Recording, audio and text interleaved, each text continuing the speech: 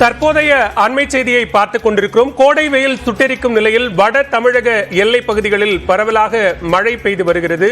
படிப்படியாக கோடை மழைக்கு வாய்ப்பிருப்பதாகவும் தனியார் வானிலை ஆய்வாளர் ஸ்ரீகாந்த் தெரிவித்திருக்கிறார். அவர் நம்மோடு தொலைபேசி வாயிலாகவும் இணைந்திருக்கிறார்.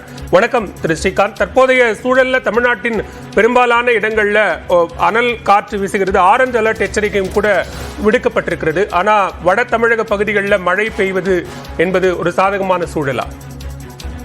நிச்சயமா. அதாவது சுட்டெரிக்கும் வெயில் கிட்டத்தட்ட இன்னைக்கும் வேலூர் இந்திய வானிலைத்துறை மையத்துல 2:30 மணி நிலவரப்படி 43.2 டிகிரி வெப்பம் பதிவாயிருக்கு. ஸோ பல இடங்கள்ல வெப்பம் இன்னும் பதிவாகும் நிலையில கிட்டத்தட்ட தெற்கு கர்நாடகா தமிழக கரை எல்லையிலிருந்து ஆந்திரா தமிழக எல்லை வரை ஒரு நேர்கோடுல நம்ம இன்னைக்கு முதல் முறையா காற்றின் வேறுபாடு காரணமா கோடை மழையை பார்க்கிறோம். இது ஒரு நிச்சயமா ஒரு நல்ல விஷயம் தான். ஏன்னா படிப்படியா இந்த கோடை மழையானது மேலும் பல இடங்களில் பெய்யக்கூடிய சாதகமான சூழல் மாறிக்கிட்டு வருதுன்னு தான் நம்ம இதை எடுத்துக்கணும்.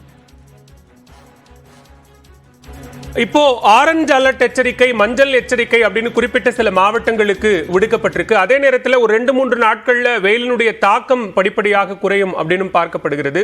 இது எத்தனை நாட்களுக்கு நீடிக்கும் இந்த அலர்ட் எச்சரிக்கை என்பது? அதாவது 4th 5th வரைக்கும் வெயிலின் தாக்கம் நிச்சயமா இருக்கும்.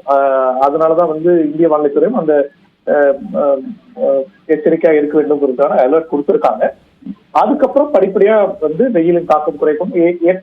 8ஆம் தேதி 9ஆம் தேதிக்கு மேல பரவலா பல இடங்கள்ல நம்ம கோடை மழையை பார்க்கக்கூடிய உட்புற பகுதிகளை குறிப்பா சொல்லணும்னா மழையை எதிர்பார்க்கக்கூடிய சூழல்ல மேலும் கொஞ்சம் வெப்பத்தின் தாக்கம் மேலும் குறையக்கூடும்.